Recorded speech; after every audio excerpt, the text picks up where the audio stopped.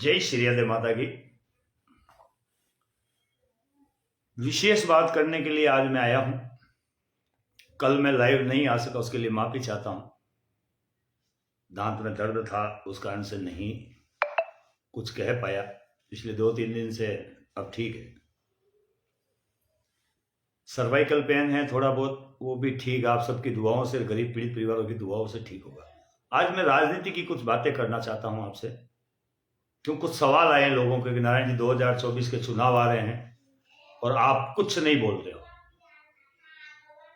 कई बुद्धिजीवियों ने मुझे कॉल किया है, कई ओबीसी के जो बड़े बड़े लोग हैं उन्होंने कॉल किया कि हमारे साथ रहकर काम करो नारायण जी। कई पार्टियों में जो रहते हैं उन्होंने भी कहा चाहे कांग्रेस ज्वाइन करो, चाहे बीजेपी ज्वाइन करो, चाहे और कोई पार्टी ज्वाइन करो।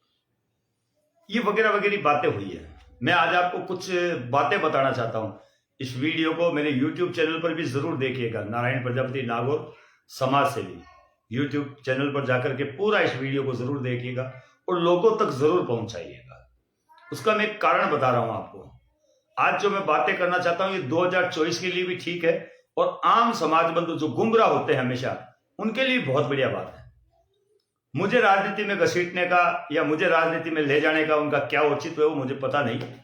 शायद वो मुझे किसी पद पर बैठे देखना चाहते हैं, मेरा भला चाहते हैं या मेरा बुरा चाहते हैं, ये मुझे पता नहीं। बाकी मैं कुछ बातें करना चाहता हूं। पिछले 10 साल, 9 साल हो गए, 10 ही मान लीजिए आप, 1 साल में और अभी तो डटा हुआ हूं। जब तक भगवान ने शरीर दिया है तब तक तो मैं आपकी सेवा में इसी प्रकार डटा रहूंगा, बिना किसी पार्टी की चमचागिरी किए हुए। लेकिन कुछ बातें आपसे मैं इसलिए शेयर करना चाहता हूं कि लोगों को पता चले। अब मेरे पास काफी कॉल भी है, मेरे जो संगठन के जुड़े हुए लोग हैं उनसे मैं माफी चाहता हूं। अब शब्द आपके बारे में बिल्कुल नहीं है। आपको जो लोगों ने कहा था वो आपने मुझे कहा है, उसके लिए मैं साधुवाद देता हूं आपको और आपके परिवार को कि आपने लोगों की जो भी बात थी आपने मेरे तक पहुंचाई। इसलिए मेरे कार्यकर्ता गुस्सा बिल्कुल ना करें। ये मेरे कार्यकर्ताओं के लिए कोई पोस्ट नहीं है, लेकिन उनके लिए जरूर है जो मुझ पर दबाव वाई मीडिया के द्वारा या किसी और के द्वारा या फिर बदनाम करने की एक साजिश है उनकी कि नारायण जी एकमात्र ऐसे समाज के अध्यक्ष हैं जो राजनीति का विरोध करते हैं, राजनीति पर कभी नहीं बोलते, माटी कला बोर्ड पर कभी नहीं बोले, इस पर कभी नहीं बोले, उस पर कभी नहीं बोले, हमारे कोई एमएलए एमपी बनते हैं उस पर कभी नहीं बोले। तो मैं उदाहरण देता हूं आपको। कई बार जहां हमारे सरपंच का चुनाव भी अगर कोई लड़ता है, मैं वहां जाता हूं और पूरी श्रद्धा के साथ आसपास के समाज बंधुओं को मनाने की कोशिश करता हूं कि हमारा सरपंच बने। अगर कोई एमएलए चुनाव लड़ता है, मदन जी के समय में भी, बालोतरा में भी जब पिछली बार एमएलए का चुनाव लड़ रहे थे तब किसी सज्जन ने बीजेपी की पोस्टें डाली। तब मेरे पास किसी सज्जन ने कॉल किया था, बोले नारायण जी ये आदमी ऐसी पोस्टें डाल रहा है, माहौल खराब होता, मदन जी की जीत में थोड़ा सा फर्क पड़ेगा। मैंने उसको जाके समझाया, उसने अपनी बीजेपी की सारी पोस्टें डिलीट कर दी। मेरा कहना माना, उसके लिए मैं आज भी उसका साधुवाद हूं कि उसने मेरा कहना माना और उसने बीजेपी की पोस्ट उठाई। ऐसे कई कार्यकर्ता है मेरे जो बीजेपी की विचारधारा रखते हैं, बालोतरा में रहते हैं, मेरे साथ जुड़े हुए हैं। वो सब मदन जी के साथ में वोटिंग की थी। जहां भी कहीं ऐसा कोई काम पड़ता है मैं वहां जाता हूं। मेरे यथायथ योग्य जो भी मेरी शक्ति है, जो भी मैं जितना जानता हूं उतनी कोशिश करता हूं कि कोई भी समाज बंधु हमारे एमएलए एमपी ज्यादा से ज्यादा बने। लेकिन मैं एक बात कहना चाहता हूं, मैं विरोध किस बात का करता हूं। आज बाड़मेर की धरा में मदन जी की विधानसभा में पुलिस ने हमें रोका और इतना सताया हमको, पीड़ित परिवार वहां रोने लग गई थी। हमारी महिला जिलाध्यक्ष सुमन जी भी वहां पर मौजूद थी। उसके ऊपर भी दबाव बनाया गया, मुझे रोकने की कोशिश की, रात को हमको गिरफ्तार किया गया। पुलिस थाने में नहीं ले गई, जहां हम बैठे वहीं हमें गिरफ्तार कर लिया। रात को हमारे पास चौकीदार छोड़ के चले गए पुलिस वाले कि भाई ये रात को कहीं गायब तो ना हो जाए। हम 5-7 लोग थे, फिर भी 50 पुलिस वाले वहां हमारे पास, 3-3 गाड़ियां, हमें चारों तरफ से दबाने की कोशिश। तो क्या जो वहां का एमएलए है उसका दायित्व तो नहीं बनता कि मेरे समाज के लोग एक बेटी के लिए लड़ाई लड़ रहे हैं तो उनके लिए कुछ बोले? नहीं बोले। माटी कला का चेयरमैन बने डूंगर राम जी गेदर साहब, बहुत बहुत धन्यवाद उनको और उनके माता पिता को। लेकिन एक बात भी उन्होंने बोला कि छोटी देवी हत्याकांड के मामले में या अभी जो ये मामला हुआ है उसमें या और भी अन्य हत्याकांड हुए जिसमें कोई भी नेता हो उस समाज जब संघर्ष करता है, सड़क पर जब लड़ाई लड़ता है, और जब समाज इतनी, मैं आपको वो शब्द नहीं है मेरे पास, एक बेटी नग्न होने को तैयार होती है, तब हमारे नेताओं को शर्म क्यों नहीं आती? ये मैं डोंगरराम जी गेदर साहब, ये मदन जी के लिए नहीं कह रहा हूं। जितने भी नेता है, जितने भी सरपंच है, जितने भी प्रधान है हमारे समाज के, जितने भी ठेकेदार बने हुए हमारे समाज के, जो राजनीति में अपनी पहुंच रखते हैं, उनका दायित्व नहीं बनता था क्या कि वो इसके बारे में बोले? अन्य कई जगह कांड हुए हैं, कई जगह हमारी बहन बेटियों को मारा गया, पीटा गया, पुलिस के द्वारा अन्याय अत्याचार हुआ गया, आम आदमियों के द्वारा मारा गया, पुलिस हमारी सुनवाई नहीं करती है। हम लोग बात करते हैं राजनीति की। क्या होता है राजनीति में? एक एमएलए बनने के बाद में उसके पास पावर आता है, अगर वो लीगल काम, हमारा अनलीगल नहीं कह रहा हूं मैं, लीगल काम में भी अगर हमारा सपोर्ट नहीं करता, ये कौन सी नेतागिरी है? 2024 बड़े तरीके से चल रहा है। 2024, इस 2024 में क्या होगा?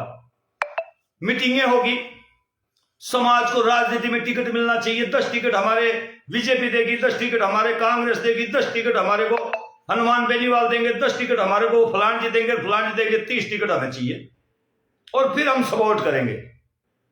और उस नाम पर एक मीटिंग में चर्चा होती है। आरसी कुमाऊत ने भी एक मीटिंग की थी, लाखों लोग वहां इकट्ठे हुए थे। क्या मिला कुमार समाज को? कौन सा ऐसा नेता है जो समाज की पीड़ा में, समाज के दुख में, समाज की तकलीफ में खड़ा हुआ ईमानदारी से? आपको मां सिरियादे की कसम है, जो कुमार प्रजापति अपने आप को मानते हैं, सच बताना। छोटे मोटे केसों की मैं बात नहीं करता। आपकी कोई जमीन का मामला होगा तो आपके एमएलए ने कर दिया होगा, आप वहां के लोकल रहने वाले होंगे, आपने कोई 5 लाख 7 लाख रुपए जमीन के लिए कुछ मांगे होंगे तो आपको दे दिए होंगे, या और कुछ फायदा आपको छोटा मोटा व्यक्तिगत दे दिया होगा।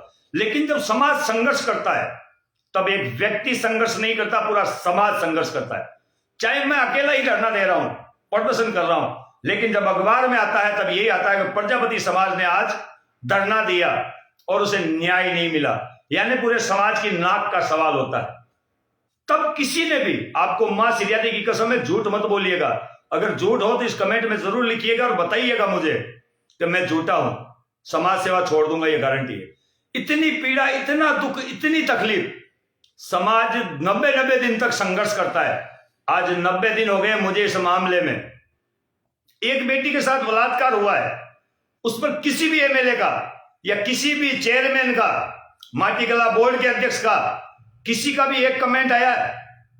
नहीं। लेकिन अब चुनाव आ रहे हैं, नारायण जी को साथ लेते हैं या उसको साथ लेते हैं या उसको साथ। अब हमारी जरूरत पड़ने वाली है दोस्तों। अब आपको बार बार बुलाया जाएगा, एक जगह मीटिंग रखी जाएगी और धड़ल्ले से कहा जाएगा कुमार समाज एकता होनी चाहिए। अब बात, कई लोग कुछ भी करते हो, कहीं नहीं कुछ करते, मैं नहीं कहता उनको।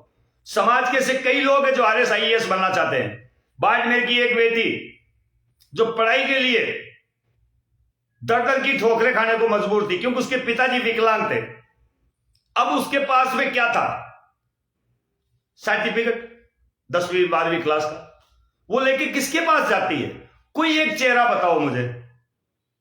उसने मुझसे कहा, मैंने कई लोगों से, आप लोगों से कहा, और तुरंत 1 लाख रुपए की उस परिवार को 10,000 रुपए महीने देने की व्यवस्था हो गई।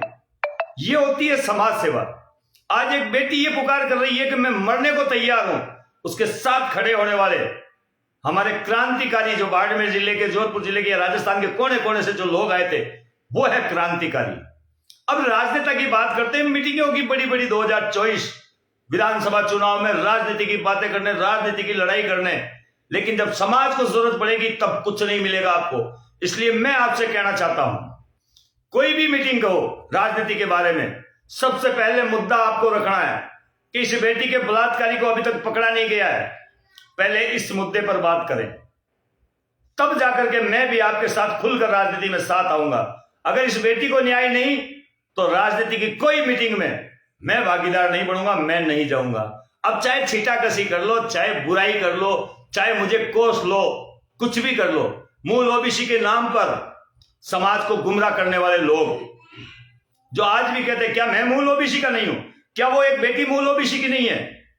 भगवा ध्वज के नाम पर, श्री राम के नाम पर हमको आज तक ठगा जाता है। तो क्या मैं हिंदू नहीं हूं? क्या वो बेटी हिंदू नहीं है? उसे न्याय नहीं मिलना चाहिए? किस चीज की बात कर रहे हो?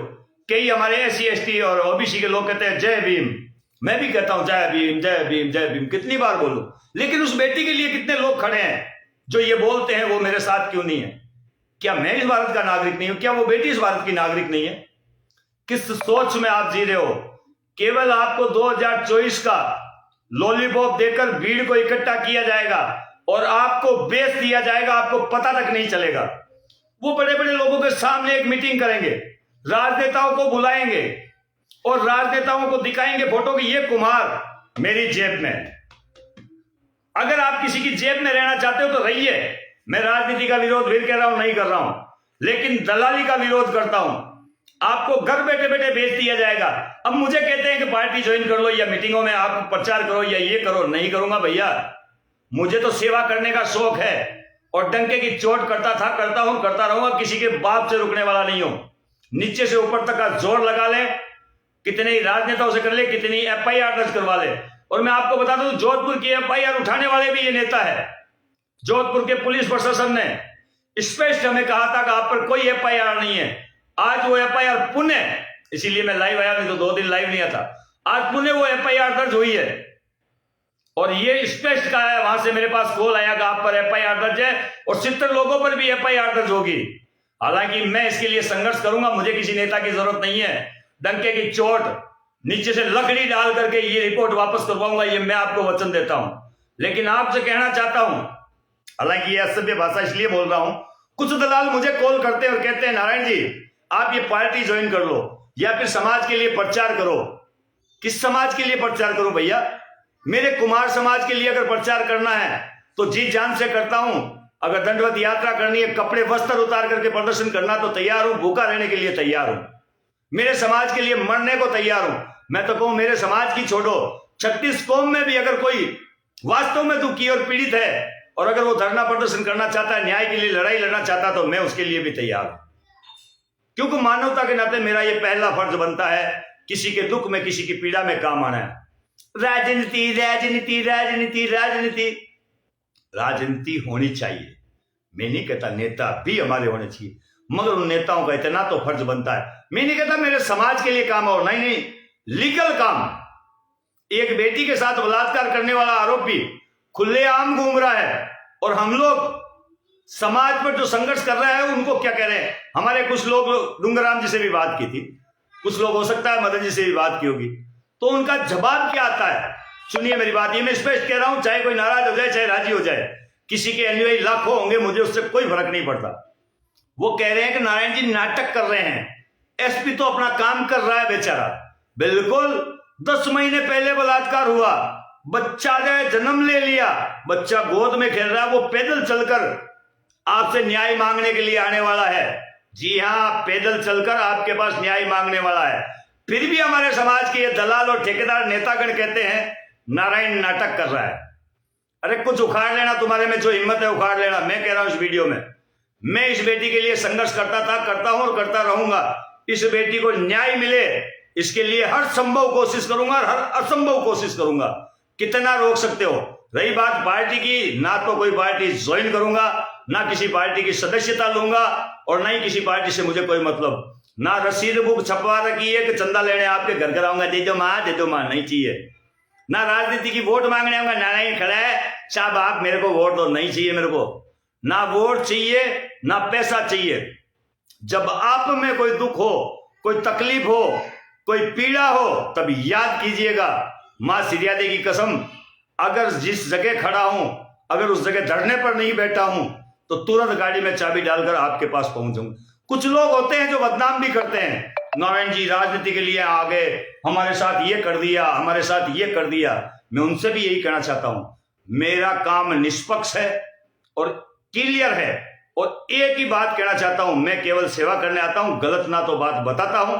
किसी पीड़ित परिवार के पास जाता हूं तो हाथ जोड़कर बताता हूं ये कानून है, ऐसे होगा और ऐसे होगा। वो बात मानता है तो ठीक, नहीं तो पलटकर वापस आ जाता हूं। लेकिन जब लड़ता हूं तो पूरी ईमानदारी से लड़ता हूं। मेरी एक आदत हमेशा रही है, किसी बात को पकड़ता नहीं हूं और पकड़ने के बाद छोड़ता नहीं हूं। पीड़ित परिवार को सही सलाह देता हूं। कई पीड़ित परिवार ज्यादा होशियार बनते हैं, उनको छोड़ देता हूं, हाथ जोड़ लेता हूं, क्योंकि मुझे कुछ नहीं लेना। उल्टा किसी पीड़ित परिवार को 5 रुपए जेब से देकर आता हूं, किसी से भाड़ा किराया नहीं लेता, उसकी चाय नहीं पीता, उसको जेब से कुछ देकर आता हूं। इसलिए मैं फिर अपील करना चाहता हूं इस वीडियो के माध्यम से, नारायण प्रजापति केवल एक समाज सेवी ठीक है, और जो नेता बन रहे बने, सभी को नेता बनना जरूरी नहीं है। एक आदमी को तो छोड़ दो यार, जो समाज के लिए नौकरी करे, जो समाज के लिए काम आए, जो समाज के साथ रहे, समाज के लिए संघर्ष करे, समाज के लिए लड़े, समाज के लिए मरे। एक को छोड़ दो, बाकी 99 के 99 सारे राजनीति करो, सब एमएलए बन जाओ, एमपी बन जाओ, मुख्यमंत्री बनो और पीएम बनो। मेरी आप सबको शुभकामनाएं हैं। जितने भी राजनीति कर रहे हैं, मैं कहूं नरेंद्र मोदी बाद में जय, पहले उसकी जय, वो हमारा प्रधानमंत्री। मुझे माफ कीजिएगा, मुझे राजनीति में कोई दिलचस्पी नहीं है। पहले शिवसेना में था मैं, तब कुछ लोग आक्षेप लगा रहे थे, नारायण जी तो राजनेता है, शिवसेना में काम करते हैं इसलिए ये बातें कर रहे हैं। जब उसको छोड़ दिया तो अब लग गए पीछे, राजनीति क्यों नहीं करते, राजनीति क्यों नहीं करते। धन्यवाद, इस वीडियो को शेयर कीजिए। मेरी बातों से किसी को मिर्ची जरूर लगी है, मैं कहता हूं लगनी भी चाहिए।